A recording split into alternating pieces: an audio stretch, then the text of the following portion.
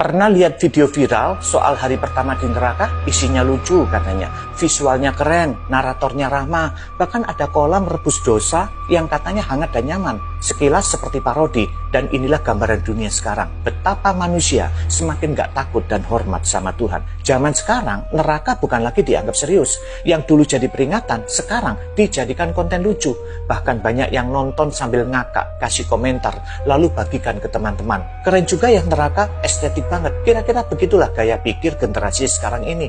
Padahal Alkitab gak pernah gambarkan neraka sebagai tempat lucu. Yesus sendiri bilang, itu tempat penuh penderitaan, ratapan, dan kertak gigi. Matius 13 ayat 42.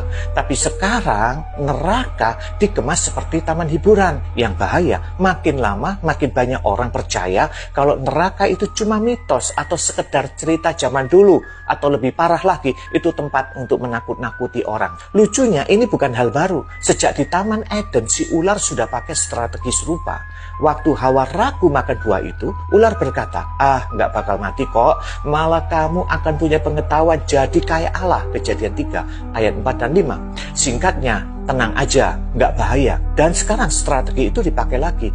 Tenang aja, neraka nggak seseram itu kok, malah rame, banyak teman, nyaman, bisa ngobrol, sama seperti dulu. Kebohongan dibungkus dengan kenyamanan dan rasa penasaran. Dan manusia lagi-lagi percaya. Yang lebih menyedihkan, gereja sekarang pun mulai kehilangan suara. Makin jarang kita dengar khotbah tentang kekudusan, tentang dosa, tentang penghakiman, apalagi tentang neraka. Seolah-olah itu semua terlalu keras, nggak relevan, atau bisa bikin jemaat kabur.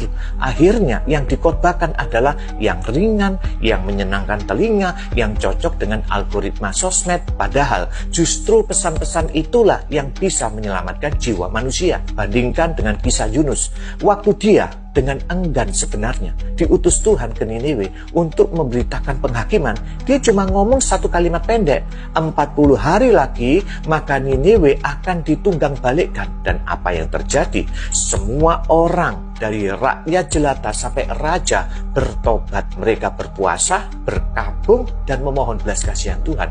Yunus 3 ayat 5 sampai 10. Bahkan rajanya sendiri turun dari tahtanya dan duduk di abu. Bayangkan, satu pesan keras, satu kota bertobat. Tapi hari ini kita khawatir kalau khotbah terlalu keras, nanti jemaat unfollow, nggak datang lagi, dan mereka akan stop transfer persembahan.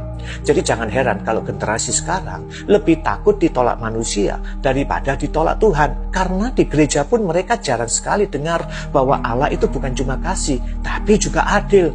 Bahwa surga dan neraka bukan simbol, tapi kenyataan. Dan kalau mimbar sudah mulai bungkam soal kebenaran yang tidak nyaman, iblis nggak perlu bekerja keras, dia hanya tinggal tunggu. Inilah yang dulu pernah ditulis oleh Rasul Paulus, bahwa di akhir zaman akan muncul banyak pengejek. Mereka akan menertawakan segala sesuatu tentang akhir zaman, termasuk penghakiman. 2 Petrus 3 ayat 3. Dan sekarang kita melihatnya jelas, neraka jadi bahan candaan, dosa jadi gaya hidup, dan kekudusan dianggap lucu-lucuan. Satu hal yang harus kita ingat, kasih Allah itu besar, tapi keadilannya juga nyata. Neraka bukan hoax, itu tempat yang real, dan gak ada tombol keluar setelah masuk ke sana.